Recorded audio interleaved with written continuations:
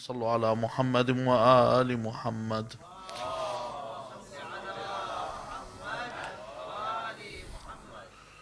There's one pivotal conflict, one ultimate truth, one battle, a battle between this world and the next. If you look at the underlying subject, with all the discussions that we have, ultimately this is what it falls down to.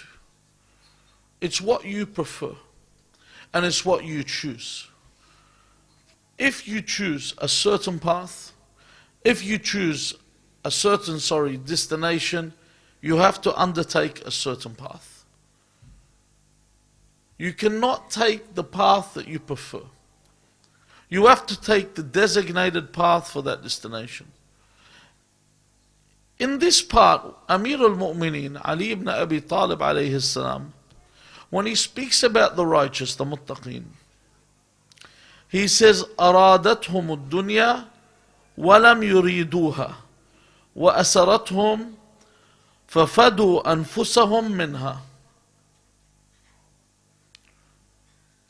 So it begins first to speak about Amir al-Mu'mineen alayhi salam, speaks about the dunya when it says أرادتهم, that the dunya aimed for them or attempted at them. That this world isn't just stagnant. This world isn't at rest. This world is not sitting still. It is constantly and forever attempting to get at you. And not only that, there are other contributing factors. Remember, you have the devil constantly enticing you to sin, and you have an-nafs al-ammara. And this is what Allah Azza wa Jalla says, ammara. That it does not ask you or order you once or twice or thrice to commit sin. It constantly, it's perpetual. It constantly approaches you in order for you to sin. And the dunya itself is another element that attempts to deviate mankind. It entices them, and all the elements within. Now we touched on the dunya a bit with other discussions. And I mentioned that the dunya was named the dunya. To begin with, you need to look at the definition of the word and what it is about. The Messenger of Allah sallallahu alayhi wa alihi wasallam was asked about why it was called the dunya. He says, لأن الدنيا خلقت من دون الآخرة. That firstly, when he speaks about the dunya, he says, لأن الدنيا دنية خلقت من دون الآخرة. That firstly, he differentiates between the two worlds. He says that the dunya, that he's asked, why was it called ad-dunya? Why was it called? لما سميت الدنيا? Why was it called ad-dunya? He says because the dunya is daniyah, that it's lowly. That's why we mention it as a dunya, the lowly world. We don't call it this world, we call it the lowly world. He said it was created unlike and not with the akhirah, unlike the akhirah. And he mentions here, just to give you the disassociation, to what extent, he says, وَلَوْ خُلِقَتْ مَعَ الْآخِرَةِ لَمْ يَفْنَ أَهْلُهَا كَمَا لَا يَفْنَ أَهْلُ الْآخِرَةِ. That had the dunya been created with the akhirah, the people in this dunya would live eternally. They would never perish, as the people of the hereafter never perish. Automatic disassociation. It's two teams and you can't play for both. You can't have the best of both worlds in the matter that you perceive. The best that you can get from this world is whatever you use to cultivate for the next world. That's the best that you can get from this world. And this is how they differentiate between the two. Now, our discussion rotates or around the dunya and our relationship to the dunya. The first type of people when it comes to this world are submerged in this world in all its aspects. And they are taken as prisoner for good. They lose sight of the real picture. Absolutely submerged in this world. And when you see them, you can even see in their characteristics, their faces are darkened. You cannot see the nur of Muhammad wa Ali Muhammad in their face. An absolute disassociation. They look bland. They look so away from anything spiritual. They are submerged in this world. And Allah Azza wa Jal mentioned this in the Quran. He says, فَأَمَّا مَنْ طَغَى وَآثَرَ الْحَيَاةَ الدُّنْيَا فَإِنَّ الْجَحِيمَ هِيَ الْمَأْوَى.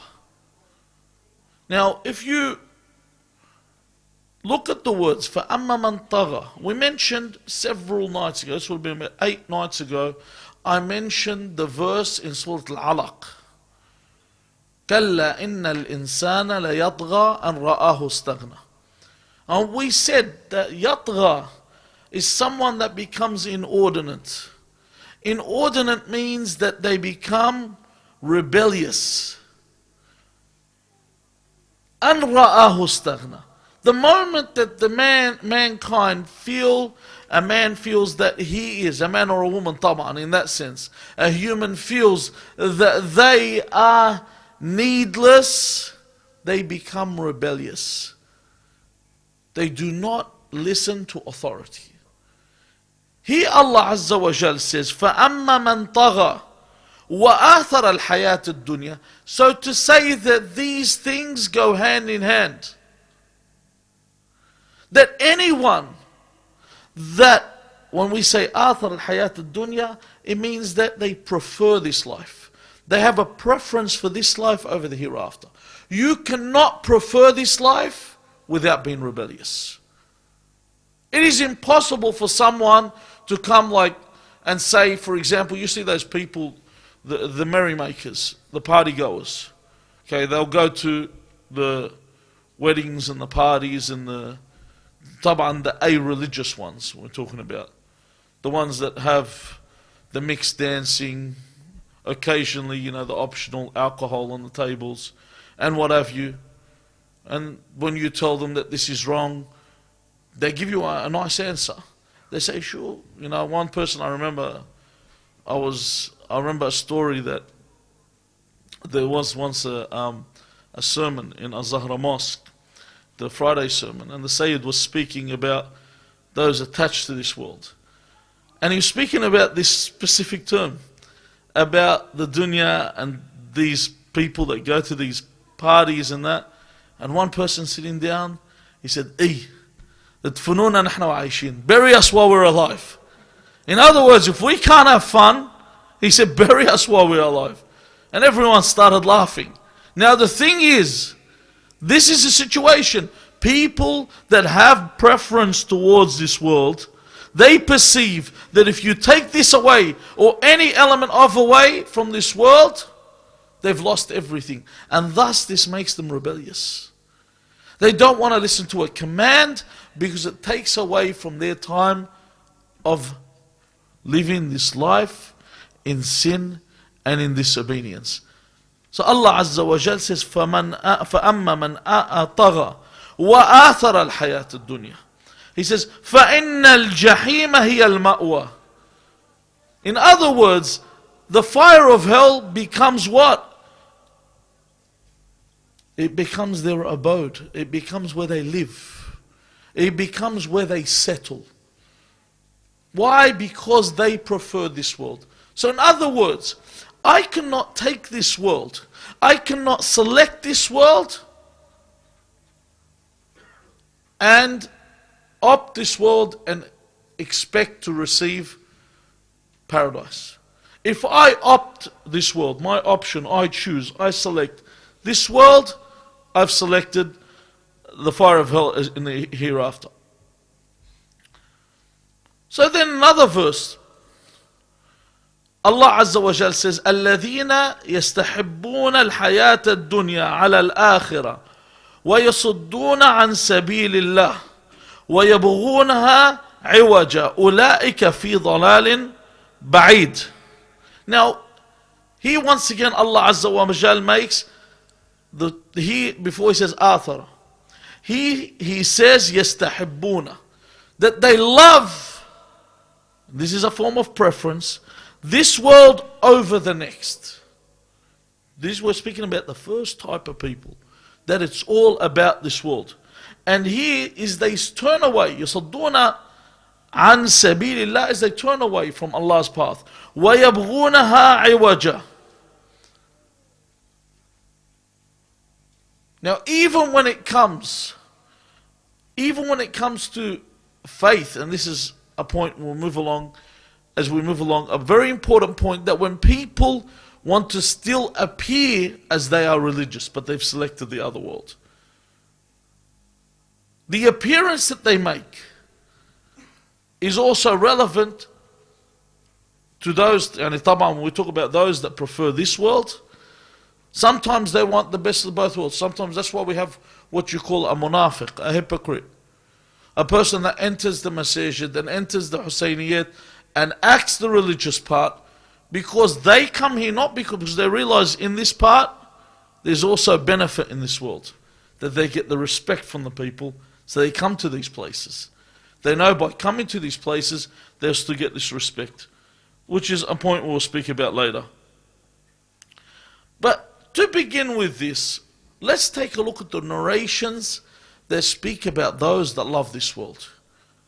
In one narration you probably hear many times, حُبَّ الدُّنْيَا رَأْسُ كُلِّ خَطِيئَةٍ. Now if you look at this hadith, it says حُبَّ الدُّنْيَا رَأْسُ كُلِّ خَطِيئَةٍ, that this love for this world, if you have an attachment for this world, it is the head. This is the head of all what? Errors that take place. Because this is where it begins. Remember the night before, I should say, we were discussing self-sacrifice. These people that sacrifice everything because they have a detachment to this world. They perceive the world for what it is, and hence they become detached. Even all the problems that exist in this world come from love of this world. حُبُّ الدُّنْيَا رَأْسُ الْفِتَنِ وَأَصْلُ الْمِحَنِ. This is in Nahj al-Balagha. This is a narration on Amir al-Mu'mineen. That the love of this world is also what brings about not only the trials, but he says it is the origin of tribulation. It's the origin of affliction. All your problems begin here. If you take a look at anyone that encounters an affliction in their life, or misery in their life, it generates and it stems from their attachment to this world. Why do people, for example, end up committing suicide from gambling? You hear this a lot, where someone gambles their money and then kills themselves, or in some cases they kill their families, they kill themselves. What originally brought them towards gambling was their attachment to this world. They're not happy with what they have. They want more money. They want the ultimate life. They want the best of everything. And this is what eventually led to what? Led to them committing suicide. This is what eventually leads someone to steal. Someone that performs armed robbery. That they want the best of this world. Even if you take a look at those there's one big major problem in the Asian countries. This problem's in Afghanistan, in India, in Iran, in Bangladesh. You look at this problem where a person asks a girl for marriage, asks for a hand in marriage, and she refuses, and then he'll douse her face with acid. You imagine what made this person do this? Because they have this mentality, if I can't have this girl, I don't want to live. Reading all these stories. And what makes people into this mentality? When they watch these movies and they read the stories of true love and all these, they're really bogus stories. So people actually watch them and they think, this is so romantic, this is the way it must be. You know, and they change them through the eras. You know, one of the stories, for example, Sleeping Beauty. And everyone tells you how she went into a slumber and the prince of her choice came, and when he gave her love's, you know, whatever, first kiss, whatever they say, that's not really what happened. If you actually read the story 500 years, he actually assaulted her. You read the actual story. It's got nothing with him doing with it. He kisses her, he actually impregnates her while she's asleep. This is what the story is about. And they just changed the story to make it sound romantic. People were more brutal with their storytelling so long ago. The stories were different. The stories were all violent. The stories were based on attacks and assaults. And then the story that we read today is all about this love story, meeting Mr. Right, meeting Mrs. Right, and people become infatuated with this world. And they fall into the slumber of this world.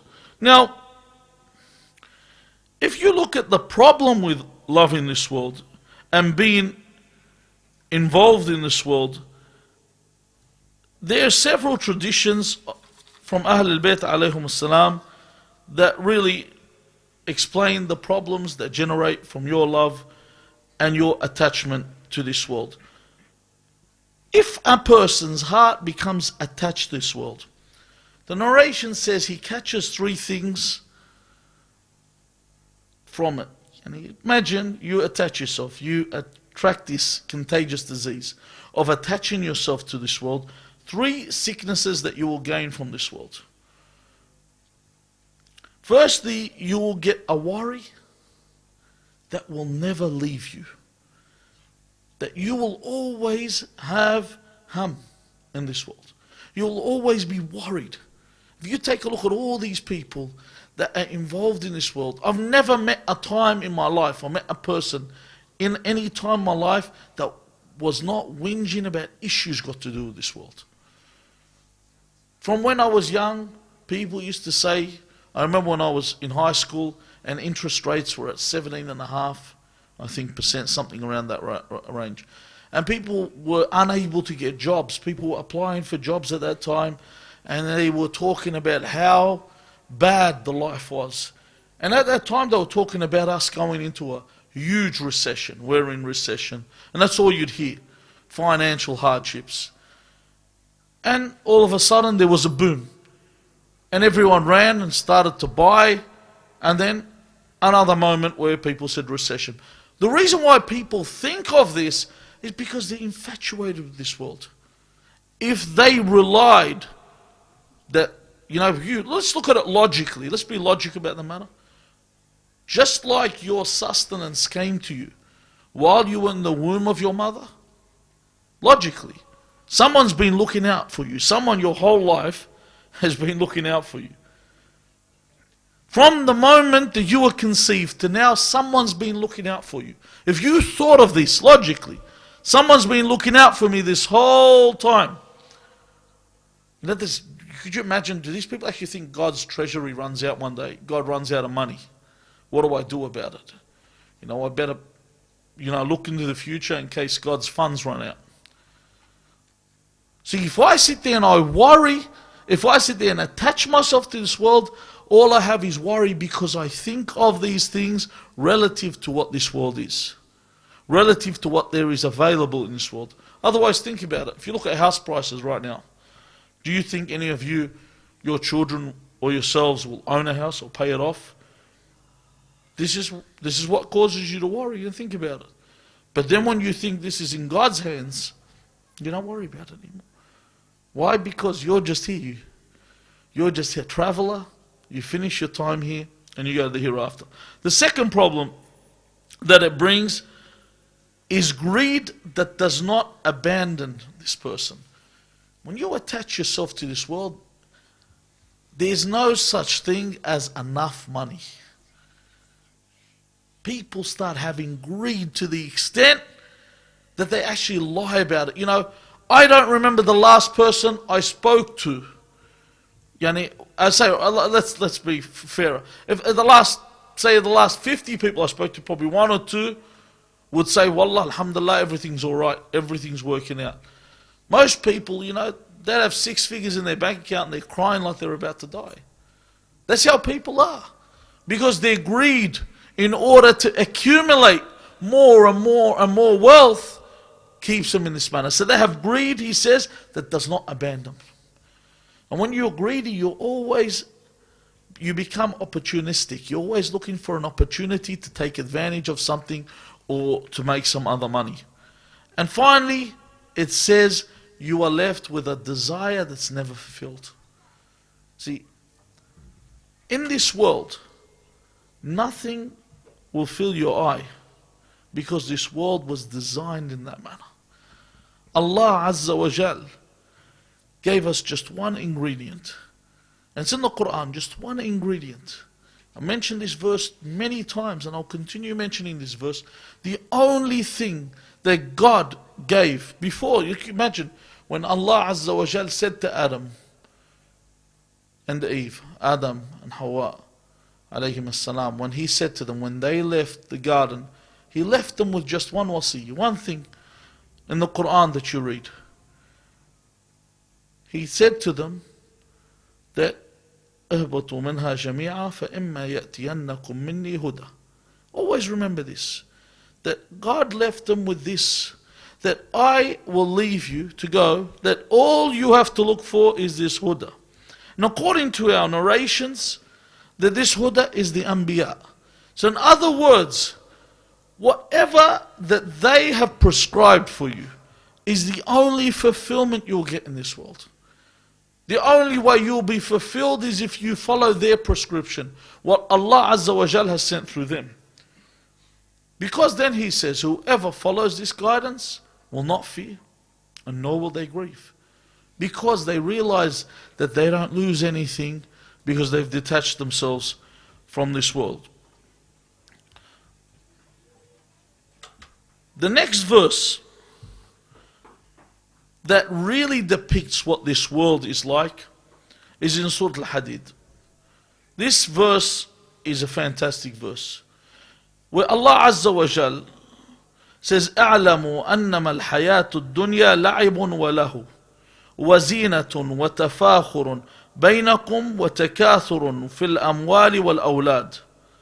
If you read this verse, if you look over this verse, it actually gives the whole idea of what this world is. This world is the world of the pretentious. You know, where people, I'm just giving you a quick summary because I want to finish up before the Sayyid gets up and then go to the second, third points tomorrow night. But I'll give you a quick summary of this verse. This verse speaks to you about the people of, or the pretentious people of this world. You know those people when they walk around and they sit at people's houses and they say, well, my son came first in school, or my daughter is the prettiest, or they sit there and all they're doing is boasting over what they have. Or this is my car, or this is my watch, this is what I have this and I have that. And this boasting between one another, it is a life of people, fake people, being fake. And this is what it's about. That when we get attached to this world, we develop a fake persona. And that's why we do duck face photos, selfies on Facebook, because we live this fake lifestyle. We're attached to this world and then we start living this fake life. Where it doesn't matter what I want to do. It doesn't matter what activity I do in my life. So much so people on Facebook not only post what goes in their mouth, but after it's been processed and comes out the other end, they photograph that too. This isn't a joke. And they put it up and people watch it. People look at it. People even comment on it. People will comment on They're waste. You think the sad person's the one that puts up these pictures, but the people that comment and do not find it offensive. This is what this verse speaks about. How pretentious and how surreal this world is.